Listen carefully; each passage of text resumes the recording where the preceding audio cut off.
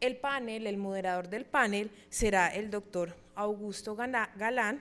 Es importante explicar que durante el desarrollo de este panel, pues las personas de la universidad nos acompañarán entregando unos papeles para las personas que requieren hacer pregunta o quieren hacer algún comentario al respecto, y al final del panel pues daremos respuesta a ellos.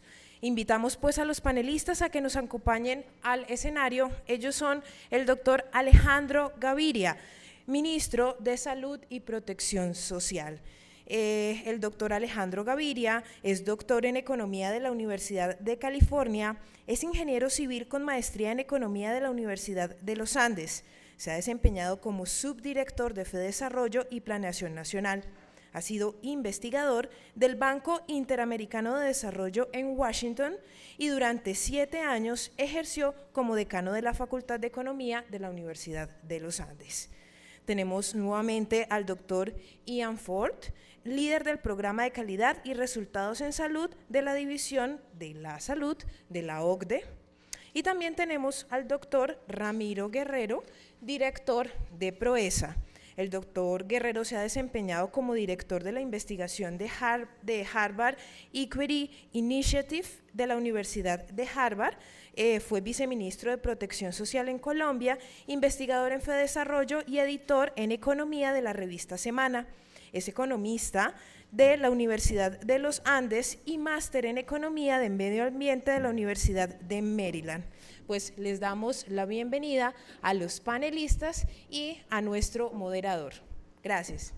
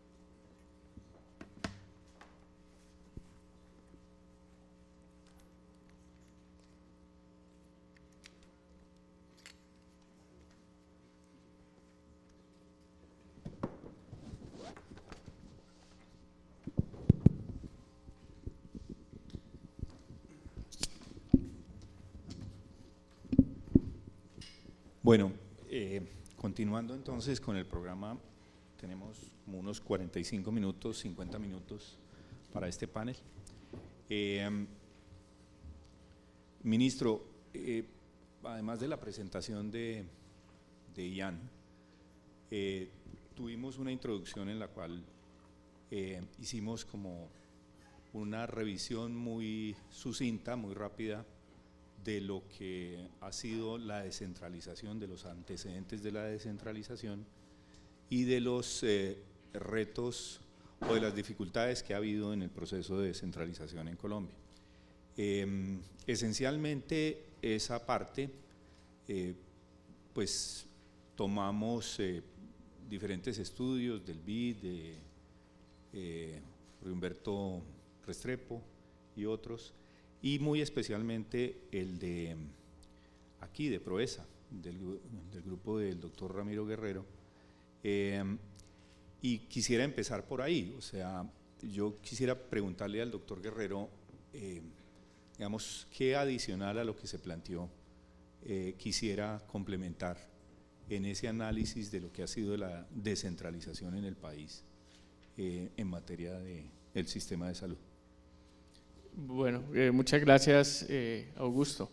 Pues posiblemente toda la, digamos, la reflexión sobre la descentralización se puede visualizar como en un triángulo que tiene en una esquina la capacidad de decisión que tiene, digamos, la entidad territorial. Por otro lado, la capacidad y por otro lado la rendición de cuentas, los esquemas de rendición de cuentas. Uno de los problemas de la descentralización fue que no se consultó la capacidad de las entidades que estaban recibiendo ciertas funciones, y eso todavía sigue siendo fuente de gran dificultad. Pero creo que en este punto me enfocaría en los modelos de rendición de cuentas, que alrededor de esos modelos de rendición de cuentas se pueden orientar las reflexiones. Hay un modelo de rendición de cuentas, digamos, político, que se da, digamos, a través de unos funcionarios popularmente electos que son responsables de unos servicios públicos, que si se daña el servicio, pues teóricamente la gente vota por otros, y eso induce, digamos, que en teoría debería inducir a la mejora permanente de los servicios públicos. Un segundo modelo de rendición de cuentas totalmente distinto es el modelo de rendición de cuentas de mercado, que es el de cualquier comerciante que presta un servicio, y si el servicio es bueno, pues la gente lo compra, y si no, no, y digamos que la ciudadanía vota con su elección o con su billetera, digamos, y teóricamente disciplina a las organizaciones que prestan los servicios. Y un tercer modelo de rendición de cuentas es el modelo corporatista, en el cual todas las partes interesadas en la prestación de un servicio están representadas en el gobierno de una organización. Por ejemplo, una caja de compensación familiar que tiene a los sindicatos y a los empresarios afiliados en la junta, teóricamente si se deteriora el servicio, pues los representantes de los usuarios deberían disciplinar a la organización. Nosotros veníamos de un modelo estatizado, un modelo de Estado provisor, que estaba fundado en el modelo de rendición de cuentas público.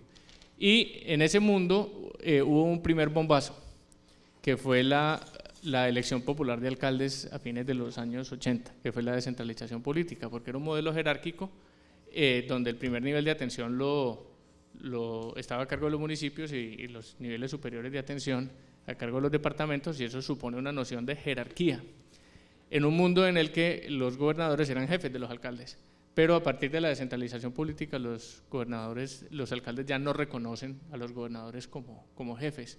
Se perdió esa noción de jerarquía, pero el sistema inercialmente siguió funcionando con esa lógica. Y a ese modelo se sobrepuso el modelo de la Ley 100, que está fundado más en la lógica de mercado, de unas organizaciones que prestan, digamos, los servicios, y la gente, el usuario elige con su decisión cuál le gusta y cuál no le gusta. Entonces, en el régimen subsidiado fue más clara esa superposición, siguió funcionando inercialmente la lógica del modelo anterior, y a eso se sobrepuso la Ley 100. Eso generó muchas redundancias. Algunas de esas redundancias se han corregido, por ejemplo, ahora con el giro directo, pues de alguna manera la plata ya no da tantas vueltas, pero la expresión más clara de esa redundancia era cuando la plata iba del FOSIGA al municipio, del municipio a la EPS, la EPS a la IPS, y se demoraba años en llegar, si es que llegaba. Entonces, pero el punto es que la descentralización se concibió y se ejecutó bajo la lógica de un Estado provisor, y después se sobrepuso otro modelo y no se alcanzaron a armonizar plenamente. Entonces, ya para terminar, problemas que surgieron, uno muy grande que evidenciamos en la investigación es que en principio los servicios de salud individuales son responsabilidad de la EPS y la IPS, mientras que los servicios de salud pública colectivo, que tienen una lógica territorial, son responsabilidad de la entidad territorial. La línea entre unos y otros nunca ha podido ser clara en la práctica, y uno lo ve en el día a día, y eso genera pues toda una serie de confusión de roles. Otra consecuencia que hubo es que se debilitó estructuralmente la función de rectoría, por varias razones. Primero, pues como anotaba Augusto, el rector nacional no tiene presencia fuera de Bogotá. Está empezando a abrir unas oficinas por iniciativa del ex superintendente Gustavo Morales, pero para unas funciones, digamos, muy pequeñas en unos pocos lugares del país. Las leyes anteriores a la Ley 100, la Ley 10 y de alguna manera también la 715, que es posterior a la Ley 100, le dan a los departamentos funciones de inspección y vigilancia, y la superintendencia también tiene funciones de inspección y vigilancia y control, y es facilísimo para un vigilado poner a pelear. Un abogado la tiene muy fácil, porque le dicen no, eso no es competencia suya sino del otro, y ahí los enredan y se pisan, digamos, las mangueras de alguna manera. Y ya a nivel local, el problema que surge es que coexisten a nivel de departamentos y de municipios, y sobre todo a nivel de departamentos, funciones que no son compatibles. Como lo decía también Ian Ford, los departamentos tienen funciones de rectoría, de inspección, de vigilancia, deben habilitar a sus propios hospitales y a la competencia. Entonces, tienen un sombrero, digamos, rector, pero también tienen una pata en la prestación y muchas veces están involucrados también en el aseguramiento, y eso pues, son sombreros que pueden llegar a ser incompatibles. Entonces, quizá digamos el camino que debería seguirse, y por último, ya en lo que tiene que ver con la operación del aseguramiento, surge el problema del modelo dual, que yo creo que el gobierno ya lo tiene claro, y es que hay sitios del país donde hay tan poca población que es ridículo pretender que haya múltiples aseguradores y prestadores compitiendo cuando toda la gente en el pueblo va a dar donde el mismo médico al final del día. Entonces existe la necesidad de plantear un modelo dual, que no es tan fácil como decir que Vichada y Baupés son modelo monopolio y el resto del país es competencia, porque en el Valle, en Antioquia, en Cundinamarca, hay pueblos de 5.000 habitantes donde debería existir el modelo monopólico, coexistir con el otro, y esa forma, que yo creo que ahí vamos a oír el ministro, la forma de lograrlo no es fácil, pero hay unos umbrales de población que se tienen que observar. Yo creo que el camino de salida está más por el lado de especializar funcionalmente a las entidades territoriales, consultando su capacidad, de pronto pensar en una nueva categorización de municipios ad hoc para el sector salud, y asignar funciones de una forma que cada cual quede con unas funciones que no sean, digamos, incompatibles, planteado de una manera muy general, pero pues en este punto no me extiendo más y le cedo la palabra al ministro. Sí, ministro, por favor. Yo quiero hacer con los buenos días para todos. Muchas gracias por la invitación.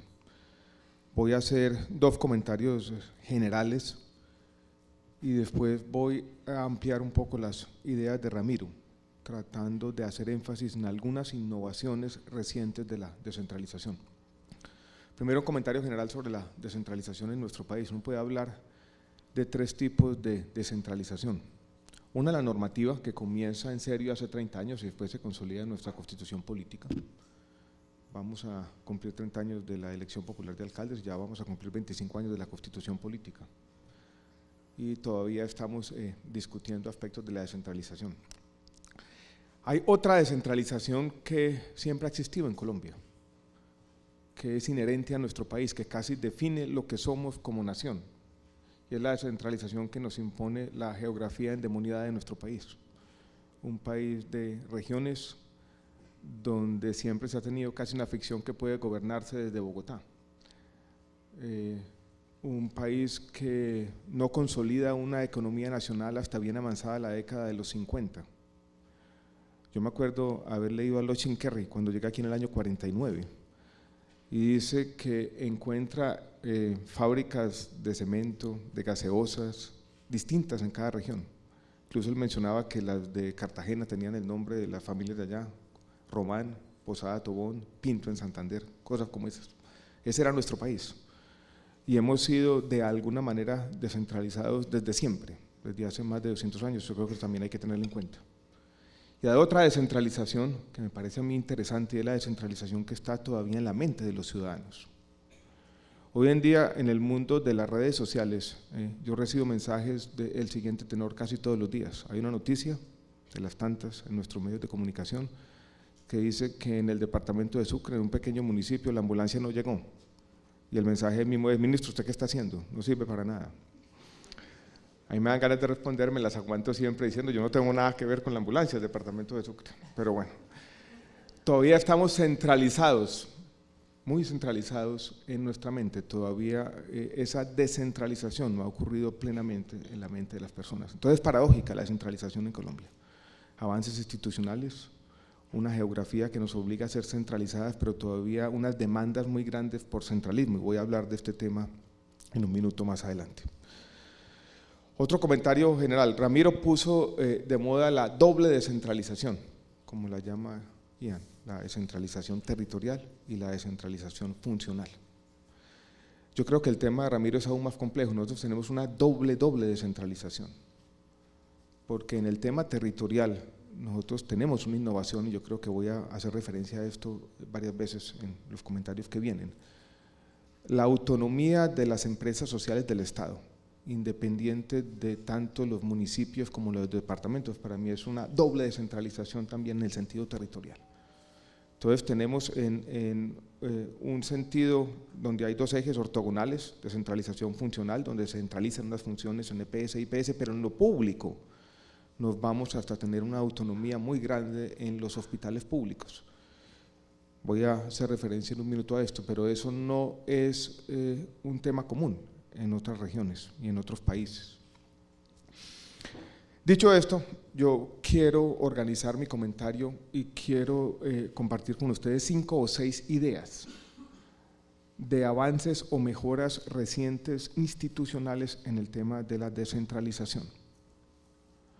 El cambio social yo creo que es necesariamente acumulativo. Yo no creo mucho en el diseño inteligente, creo en la evolución. Y la génesis que tuvimos en la descentralización del sistema de salud, ya se ha hablado suficiente de ella, esa simultaneidad entre la ley 60 y la ley 100, una pensando en un modelo ofertista, otra pensando en un modelo de subsidios de demanda. Así nació nuestro sistema de salud. Y comenzaron a pasar varias cosas. Yo creo que una innovación, y Ramiro lo dijo, importante, yo creo que no ha sido valorado lo suficiente lo que ocurre en el régimen subsidiado. La forma como se organizó en un comienzo yo creo que fue equivocada con base en los contratos municipales del régimen subsidiado. Eso era, Ramiro, creo yo, una aberración, una forma muy extraña de funcionar en un modelo de aseguramiento, donde eran los alcaldes quienes firmaban los contratos con los aseguradores, con varios aseguradores, contratos que tenían todo tipo de problema, el flujo de recursos era imposible, la corrupción que ocurrió con los contratos municipales del régimen subsidiado fue muy alta. El Ministerio de Salud hizo un reporte sobre pérdidas de recursos, desviación de recursos, plata que se enviaba a los municipios para que hicieran los contratos del régimen subsidiado. Y tenemos una cifra de 500.000 millones de pesos en la década, desde el año 95, 96 hasta el año 2010 aproximadamente. Y eso puede estar subestimado. Yo creo que eso se corrigió, Ramiro, y se corrigió con la ley 1438. Que no se ha dicho de esta manera, pero yo quiero decirle de manera clara, lo que hace la ley 1438 es una recentralización de la salud, cuando concentra los recursos y los concentra plenamente, y lo gira o directamente a los hospitales o a las EPS. El paso definitivo lo dio la Ley del Plan Nacional de Desarrollo, donde ya incluso los recursos de esfuerzo propio que todavía se giraban directamente de las entidades territoriales a las EPS ya se acumulan completamente en lo que va a ser el nuevo fondo, la unidad de gestión. Ya la entidad territorial no tiene nada que ver con el manejo de los recursos, todos se acumulan en un fondo único nacional y todos se van a girar en forma de UPC a las EPS. O sea, ese proceso se culminó, esa forma como se hizo inicialmente la concatenación de la descentralización y la salud, ley 60, ley 100 con contratos municipales del régimen subsidiado y flujos dispersos. Yo creo que hay un proceso de reforma que comienza de manera definitiva, que comienza con la 1438 y culmina de manera definitiva con el Plan Nacional de Desarrollo. Yo creo que esa innovación es importante. Otra innovación mucho más en ciernes es lo que menciona Ramiro y tiene que ver con zonas dispersas. Yo creo que lo había dicho, ustedes lo conocen bien, William Chao del año 1995, el estudio de ustedes lo recoge. Y es que en algunas regiones de nuestro país no tiene sentido la competencia estructurada, no tiene sentido el modelo como fue concebido inicialmente por la ley 100. Y eso comenzó a cambiar y tuvimos primero grandes dificultades cuando tratamos de hacer una prueba piloto en el departamento de Guainía, porque los obstáculos legales eran muy grandes. El decreto nos lo devolvió la Secretaría Jurídica de Presidencia 3 o 4 veces, porque siempre nos decían, ustedes están acabando con la competencia. Y nosotros decíamos, eso es lo que queremos hacer. Pero entonces nos decían, no, pero es que la ley 100 habla de competencia. Afortunadamente hicimos el decreto y lo blindamos normativamente también en el Plan Nacional de Desarrollo, con los modelos integrales de atención en salud que ha promovido el señor viceministro que nos acompaña aquí esta mañana. Y yo creo que la innovación conceptual es bastante grande. Lo que se va a hacer en Guainía es un modelo completamente distinto a cómo funciona la ley 100, por ejemplo, en una ciudad grande. Es un modelo de concesión, donde se le está diciendo básicamente un operador que tiene que tener con un asegurador una especie de alianza El aseguramiento no es muy importante, pero es necesario porque, por ejemplo, si en Guainía aparecen 2 pacientes hemofílicos, se derrumba financieramente el modelo. Entonces es importante tener ese complemento con un asegurador. No solamente puede ser una concesión, algo hay que asegurar. Entonces entra el asegurador, pero la parte importante del modelo es el operador. Y el modelo se construye, a diferencia de la ley 100, de abajo hacia arriba. Se dice, mire, yo quiero en el territorio tener estos puestos de salud, estos centros de salud van a estar dotados de esta manera, van a tener estos médicos atendiendo tantas veces, va a haber tantas brigadas con cierta frecuencia, eso se valora, los recursos, la totalidad de los recursos disponibles, que son los recursos de la UPC y los recursos de las intervenciones colectivas, se acumulan y se hace un proceso para que sea uno solo. Lo de Guainía está a punto de cerrarse.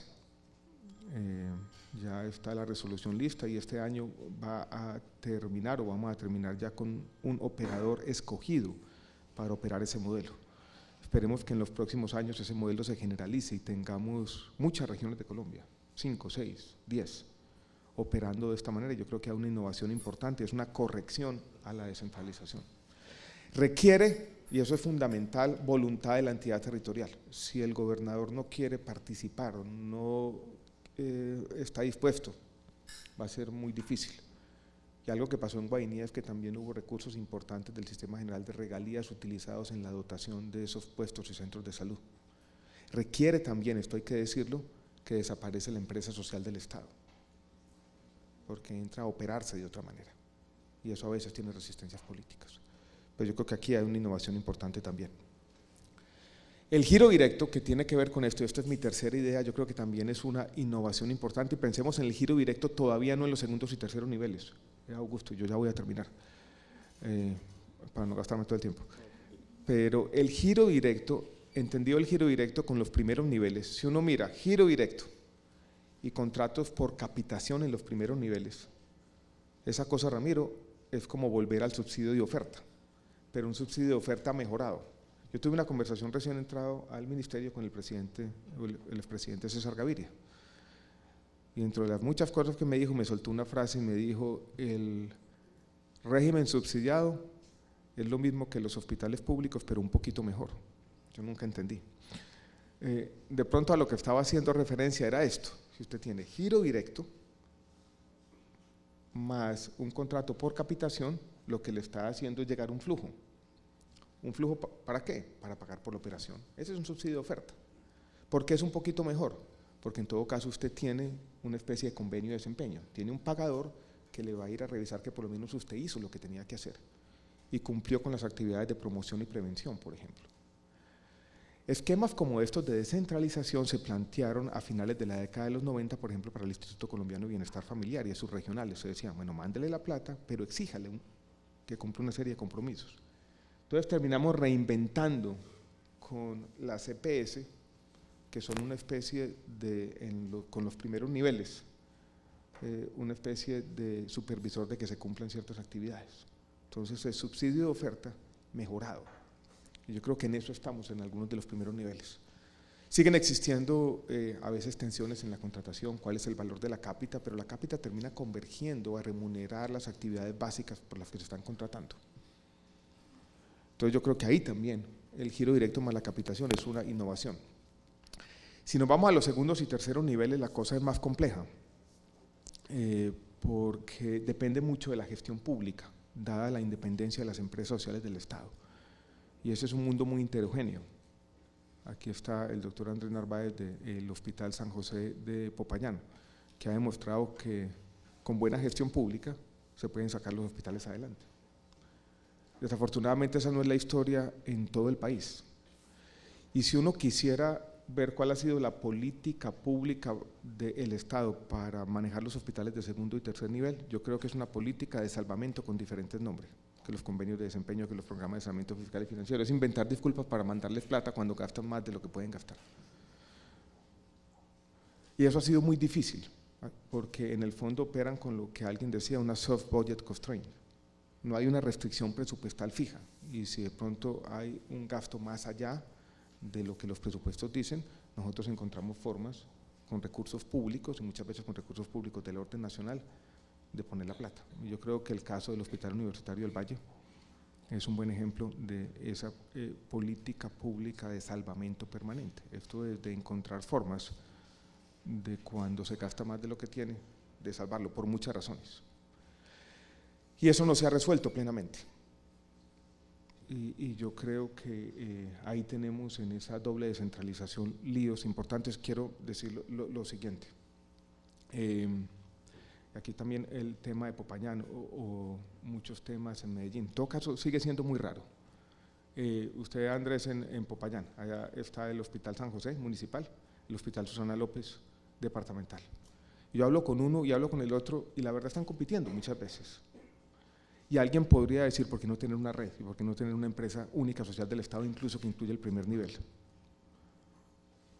¿Y por qué en Medellín tiene que tener el Hospital General funcionando como una empresa independiente y Metrosalud por allá que muchas veces ni conversan? ¿Y por qué aquí en el departamento del Valle del Cauca, en 2 municipios vecinos, Zarzal y Roldanillo, hay 2 hospitales públicos haciendo lo mismo, separados por metros de distancia? Cuando se ha tratado de tocar ese problema de la descentralización y se ha tratado de decir racionalicemos la oferta pública y creamos redes de hospitales públicos, la oposición política es muy compleja. Lo trató de hacer en el documento de red del departamento de Antioquia y no pudo, y lo trató de hacer hace un año el departamento de Boyacá y tampoco pudo.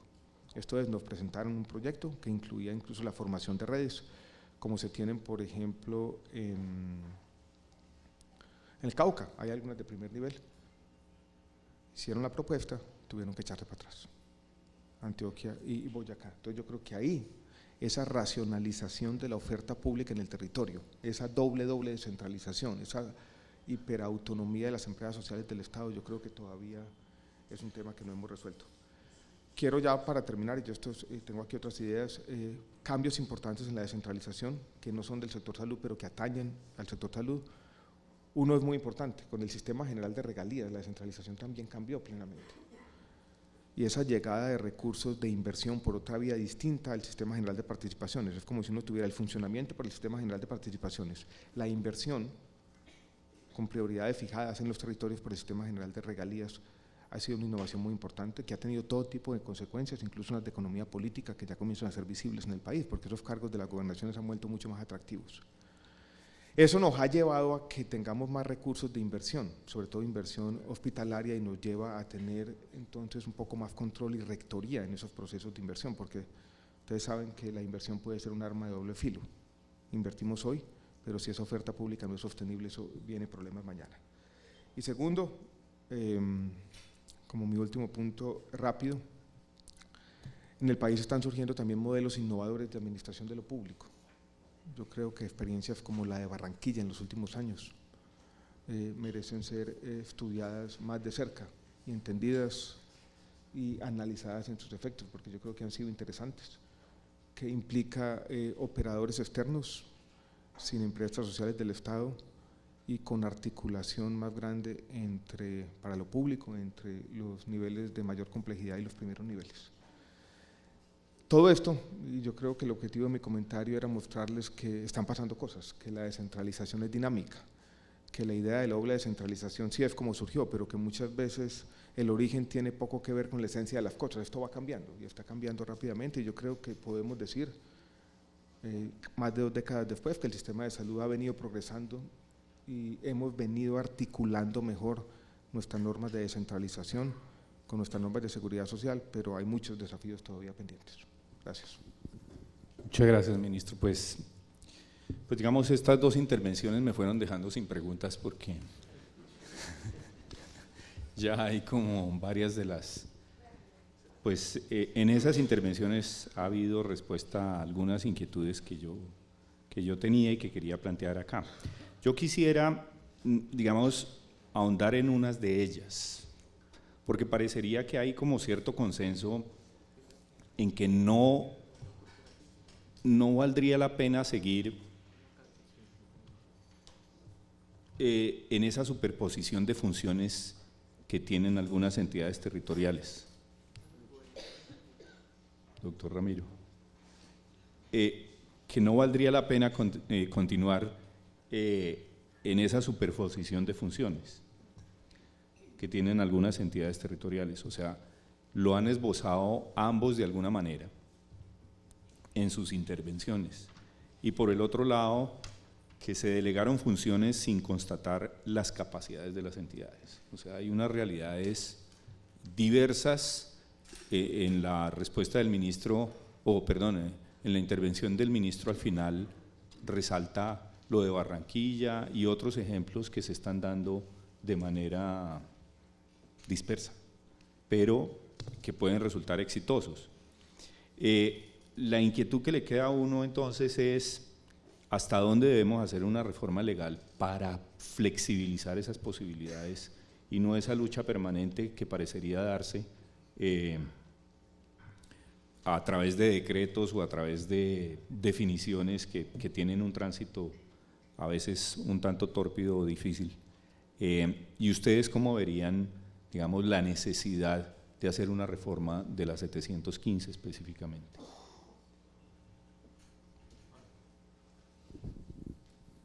Sí, pues la palabra clave es especialización funcional, porque pasamos de un modelo de Estado provisor a un modelo de Estado regulador y sector privado, sector corporativo prestador.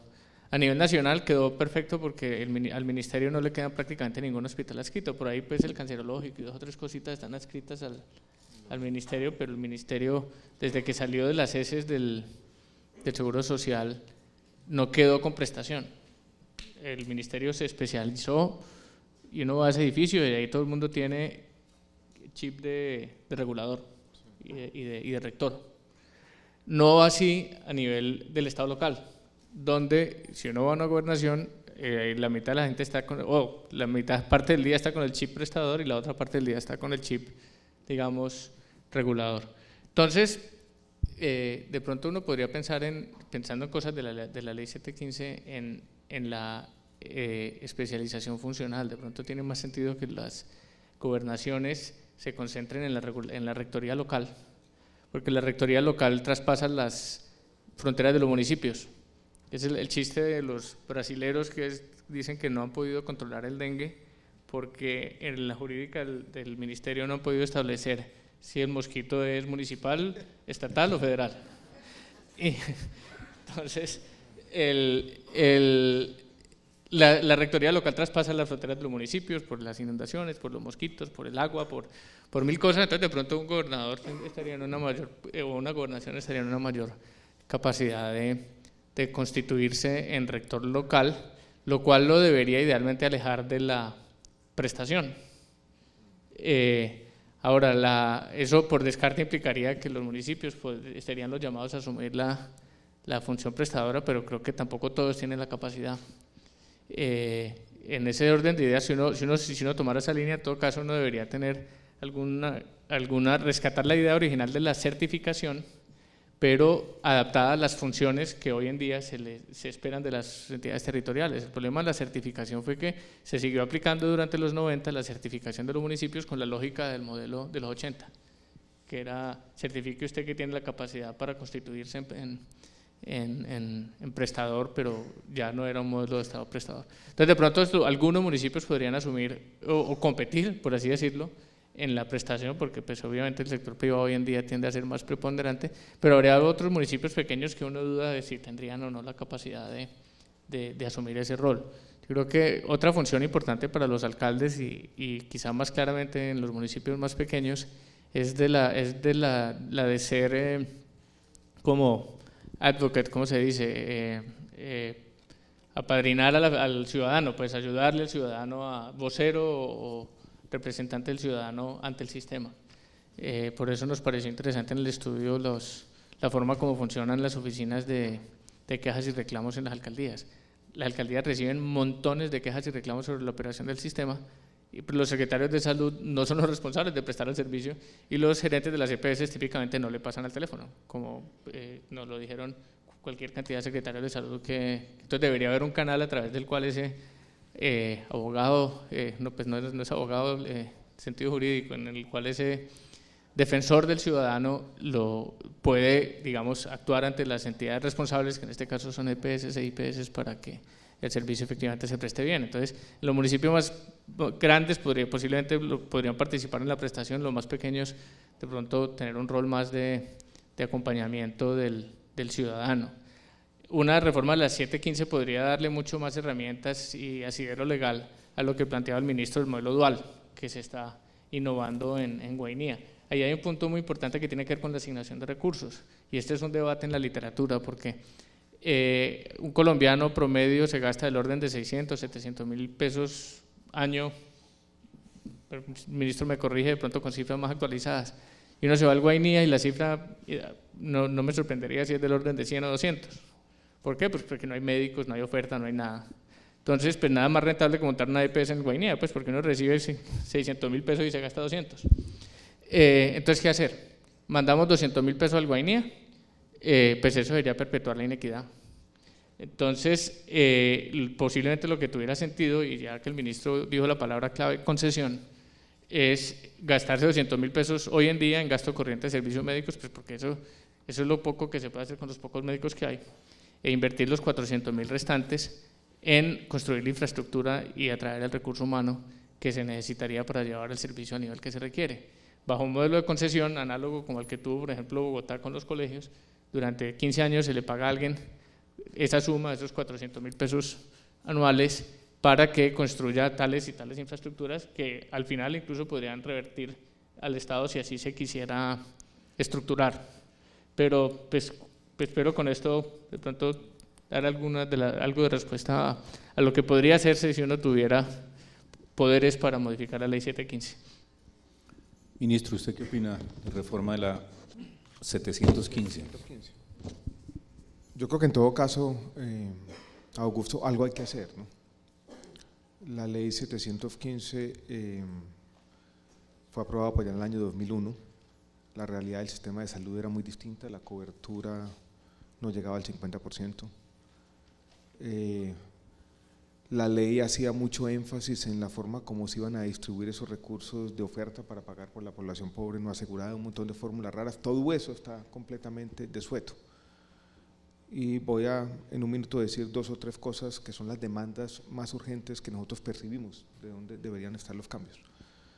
Pero déjeme hacer un comentario general también sobre la descentralización y sobre las reuniones mías de todos los días, donde yo veo todavía una especie de contradicción.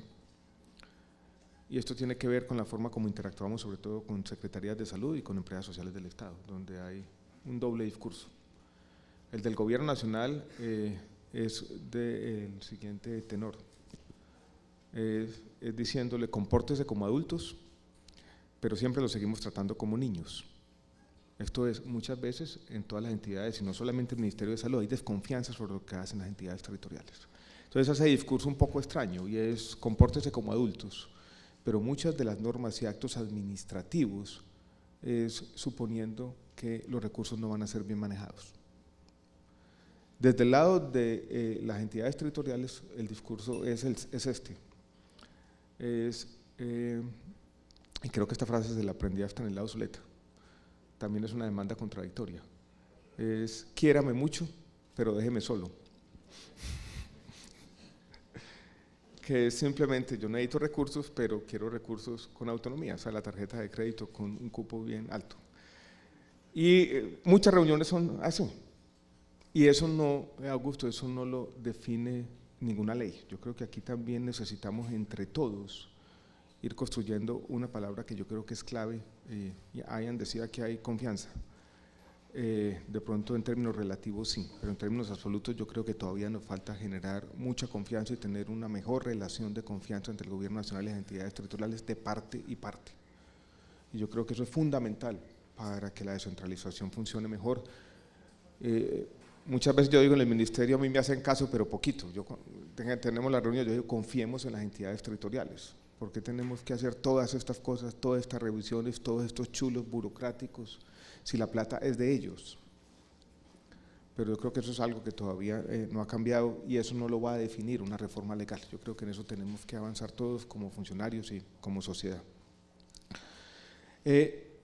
Donde veo yo que hay una frontera de la centralización de la que no hemos hablado y son las intervenciones colectivas que están aquí. El ministerio, yo no sé, Fernando, si usted les va a hablar de la nueva normatividad y la nueva resolución.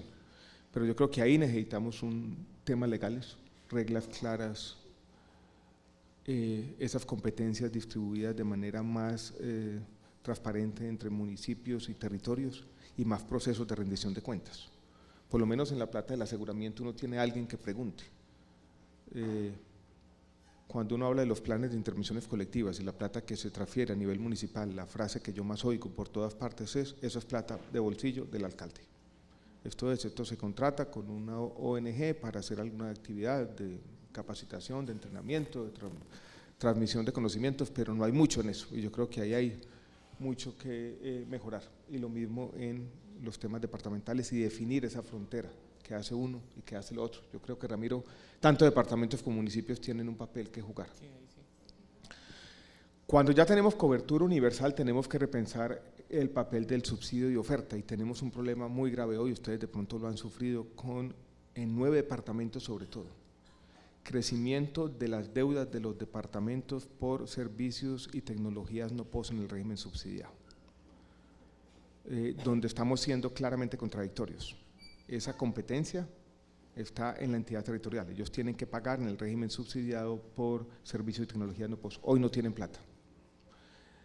Y parte de los problemas de financiamiento del régimen subsidiado, parte de la crisis financiera de la salud viene de allí, de esa contradicción, un aumento muy rápido de esos servicios no POS y las entidades territoriales están diciendo: yo no tengo cómo pagar. Hicimos este año una innovación normativa que ustedes conocen bien, que fue la 1479, con algo de perversidad, que fue simplemente conectar dónde se origina la demanda con quien tiene en última la responsabilidad de pagar, que es la entidad territorial. Esto de sacar a la EPS de la jugada. ¿Por qué? Porque la EPS estaba pagando y no le estaban pagando. Entonces la EPS no pagaba porque no le pagaban. Y lo hicimos con el siguiente sentido, y es con cuando usted conecta a quien origina la demanda, con quien últimamente paga, quien originaba la demanda de pronto iba a ser más consciente de que los recursos son limitados. Pero fue una forma poco brusca de hacer este cambio, de transmitir la idea de la escasez de recursos y en muchos casos yo creo que ha tenido consecuencias adversas sobre la gente y no puede ser de esa manera. Y yo creo que eso lo tenemos que definir, eso necesita necesariamente un cambio legal. Ya los nuevos gobernadores, cuando yo me reuní con ellos la semana pasada, la pregunta que tenían más clara es: bueno, ¿qué va a pasar con el NOPOS? ¿Nos va a dar plata el gobierno nacional o no? No está resuelto el tema, necesita necesariamente una reforma legal, eso tiene que estar en el tema de la 715. Yo creo que es inequitativo decir lo del contributivo lo pago con el FOSIGA, lo del subsidiado se lo dejo a la entidad territorial que no tiene plata. Eso va en contra del espíritu de equidad que tiene nuestro sistema de salud y eso hay que corregirlo, legalmente. Yo creo que necesita ser un punto importante de esa reforma que viene a la 715. Cuando estábamos en el proyecto de ley ordinaria, la demanda más grande que yo tenía también de los secretarios de salud era con actividades de inspección, vigilancia y control. Ellos decían: mire, la ciudadanía nos reclama todo el tiempo y no tenemos instrumentos. Yo creo que hay que darle, la Superintendencia de Salud no puede estar en todo el territorio, ya está teniendo presencia territorial en 7, 8 oficinas, pero no puede estar en toda parte. Yo creo que eso también hay que definirlo en esa reforma de la ley 715, hay que tener unas competencias mucho más altas de las que se tiene hoy en día en inspección, vigilancia y control para IPS, pero también para EPS por parte de las entidades territoriales. Y ahí puede tener un tema de graduación, no dársela a todas, exacto, sino dársela a quienes la requieren. Termino con esto que tampoco nos va a resolver la ley, pero que es una idea interesante donde yo creo que también hemos… yo no quisiera decir fracasado, pero donde hemos tenido también un tema donde la descentralización no ha funcionado.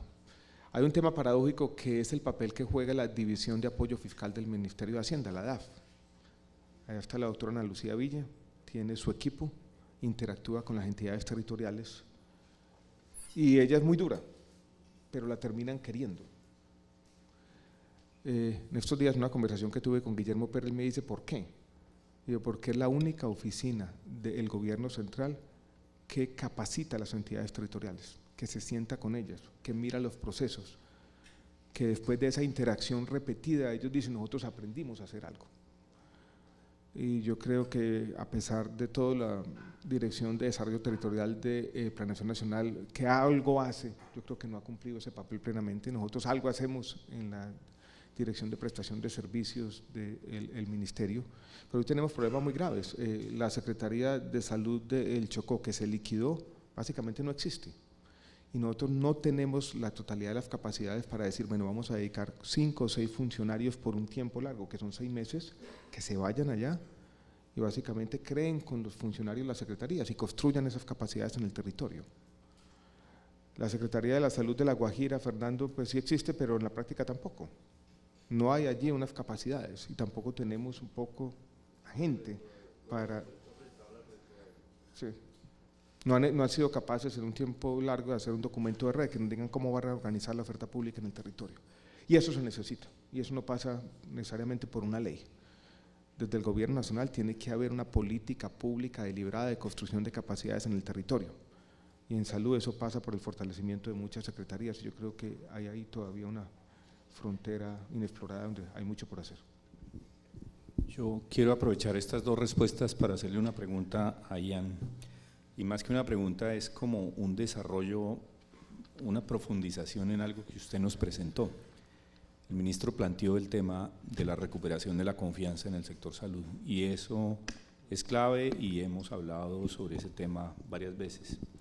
Entonces, una pregunta para Ian es que si por favor nos profundiza un poco, y esta es la última pregunta, ese diálogo franco y efectivo entre el nivel central y las autoridades locales que tienen en Italia, y particularmente, digamos, usted planteó que lo hacen centrado en la calidad y en la eficiencia. Entonces quisiera que nos desarrollara un poquito más cómo hacen eso, cómo es ese diálogo allá en Italia, y qué tanto de eso, pues de hecho nosotros somos latinos también, ¿no? Y los italianos de pronto eso ayuda, si podemos aplicar algo semejante.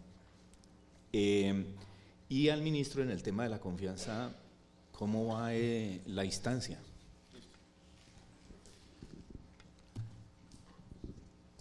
Gracias. Bueno, ese tema de confianza es realmente muy fundamental, porque es evidente que no hay ningún sistema de salud en el OCDE que tiene completamente resuelto este problema del equilibrio entre gobierno central y local, pero los países que lo tienen mejor resuelto, diría, son los países nórdicos como Noruega o la Suecia, y lo que se destaca en esos países son la confianza que se nota entre el gobierno central y autoridades locales. Y noté que la audiencia se reía cuando dije que hay una buena confianza desde una perspectiva extranjera en Colombia, y somos muy conscientes de los debates muy fuertes que ha sido aquí en Colombia.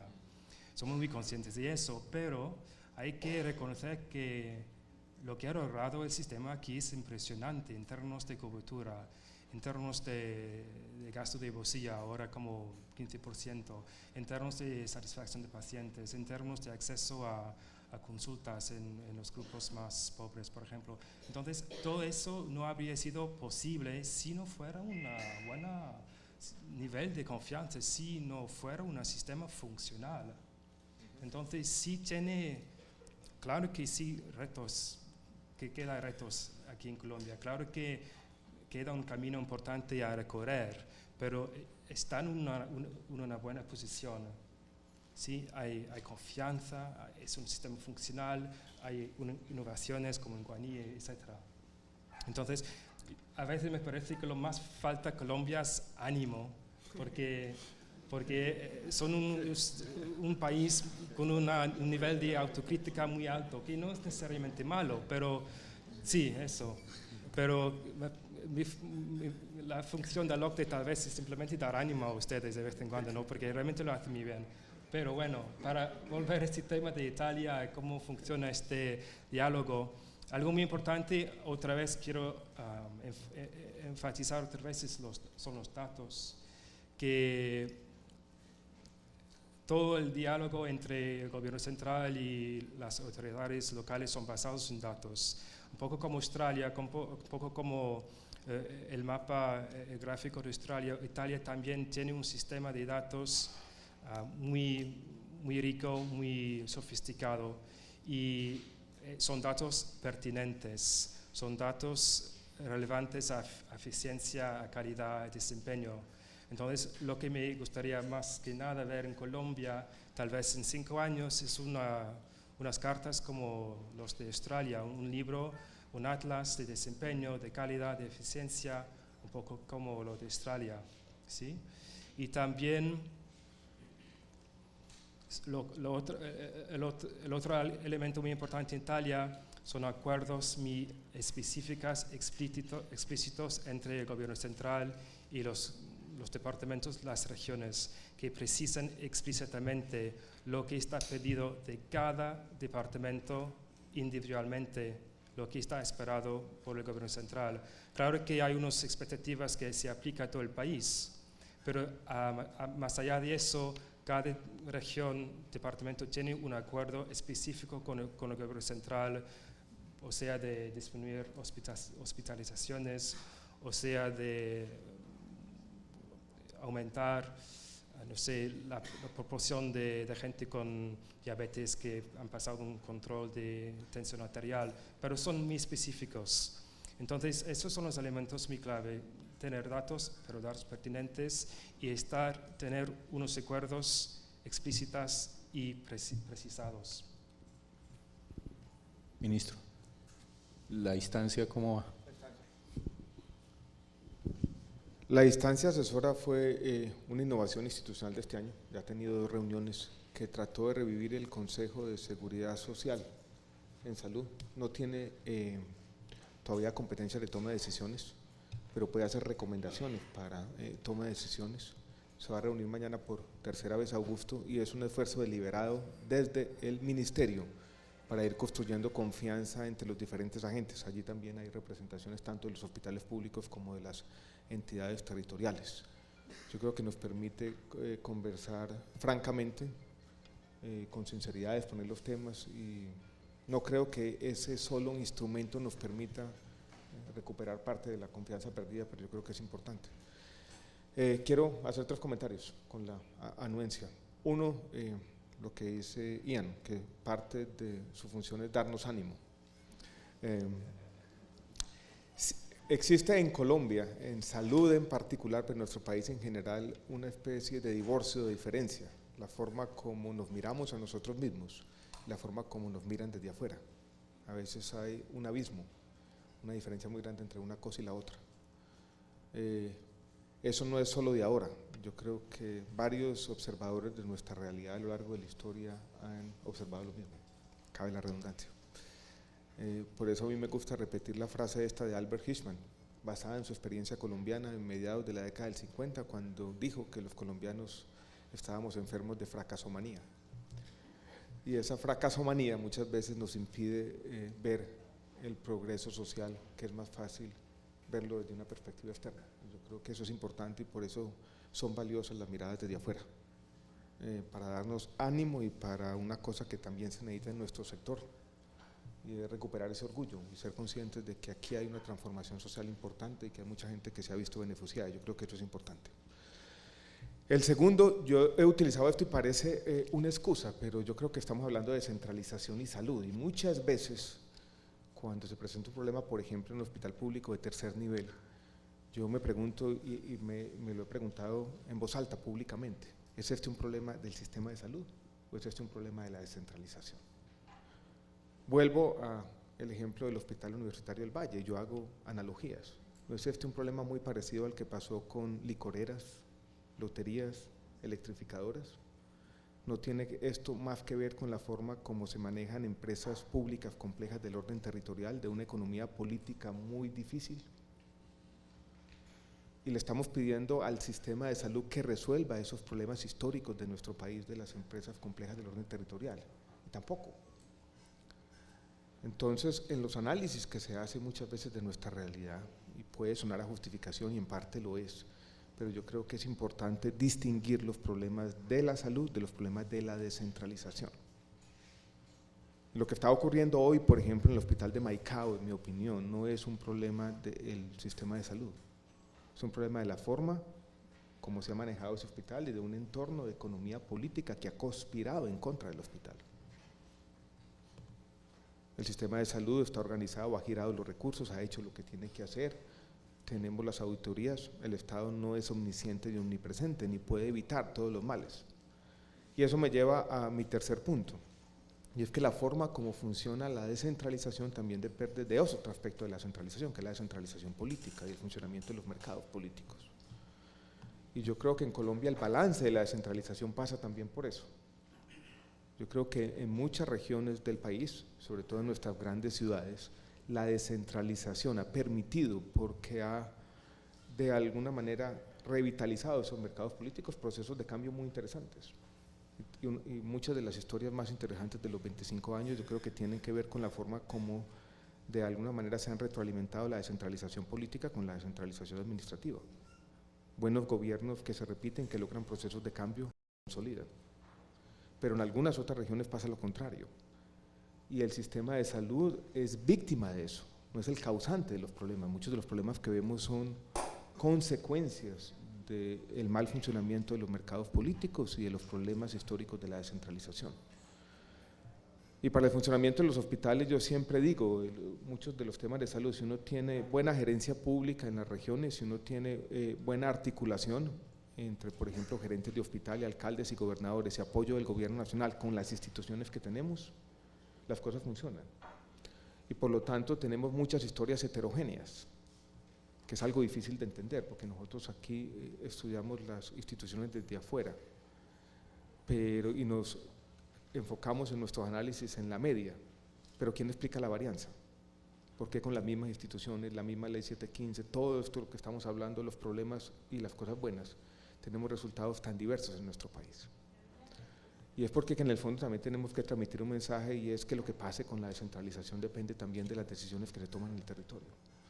Y los buenos gerentes, los buenos alcaldes y los buenos gobernadores son insustituibles, tengamos las leyes que tengamos. Entonces yo creo que eso también es importante, y eso es la descentralización. Dependemos de que haya buena gente en el territorio. Es una verdad y a puño, una obviedad, pero que a veces toca repetir. Pues muchas gracias. Ya habrá oportunidad de hablar, se nos agotó el tiempo. Yo hablé mucho. No. Pero bien.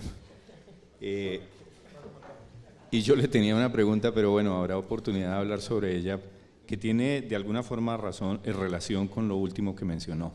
Pero repito, se nos agotó el tiempo, y simplemente para hablarla seguramente en el tinto, es ¿cuál es su pensamiento en relación a la teoría o el argumento de Jim Robinson en torno a que en Colombia desarrollamos instituciones extractivas y eso de alguna manera tenga… Pero bueno, eso lo dejamos para otro.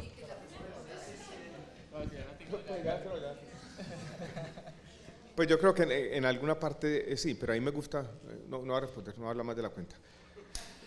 Jim Robinson pues, saca su libro y después hay una medio réplica de Francis Fukuyama, y tiene una idea que yo creo que aplica a Colombia. Dice, mire, muchos de nuestros problemas que tenemos ocurren cuando la democracia se desarrolla primero que el Estado, y lo que tenemos en Colombia, en nuestra trayectoria institucional, en muchas partes que hemos tenido un desarrollo de la democracia, la gente puede votar, pero nunca tuvimos Estado fuertes. Y cuando pasa eso, cuando hay más democracia que Estado, la manifestación más visible es el clientelismo. Y entonces es otra obviedad, pero la gran tarea que tenemos como sociedad es construir Estado y construir esas capacidades y ayudar desde el gobierno nacional, desde los ministerios donde algo existe, a que esto tenga una distribución un poco más homogénea en el territorio. Entonces ahí me gusta más esa idea de Fukuyama que la idea de Jim Robinson para entender nuestra realidad heterogénea. Bueno, pues muchas gracias. Entonces entramos en un receso. Sí. Gracias. Sí. Muchas gracias a todos nuestros panelistas.